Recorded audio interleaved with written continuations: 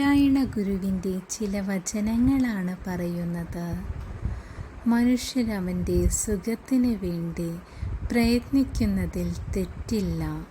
എന്നാൽ സ്വന്തം സുഖത്തിനായി ചെയ്യുന്ന പ്രവൃത്തികൾ അന്യരുടെ ദുഃഖത്തിന് കാരണമാവാതിരിക്കാൻ ശ്രദ്ധിക്കുക. അത് നമ്മളുടെ ഓരോരുത്തരുടെയും കടമയാണത്. കൂടാതെ എല്ലാവരും മറ്റുള്ളവർക്ക് ഉപകാരങ്ങൾ ചെയ്യുക, നിസ്വാർത്ഥപരമായ കർമ്മങ്ങൾ ചെയ്തുകൊണ്ട് ഈശ്വര സാക്ഷാത്കാരത്തിനായി ശ്രമിക്കുക. സർവരുടെയും സർവ ആഗ്രഹങ്ങളും ഭഗവാൻ നിറവേറ്റിത്തരുന്നതാണ്. നിസ്വാർത്ഥപരമായ കർമ്മത്തിലൂടെ മാത്രമേ ഈശ്വര സാക്ഷാത്കാരം സാധിക്കുകയുള്ളൂ. അതിനുവേണ്ടി എല്ലാവരും പരിശ്രമിക്കുക. സർവരുടെയും സർവാഗ്രഹങ്ങളും ഭഗവാൻ നിറവേറ്റിത്തരുന്നതാണ്.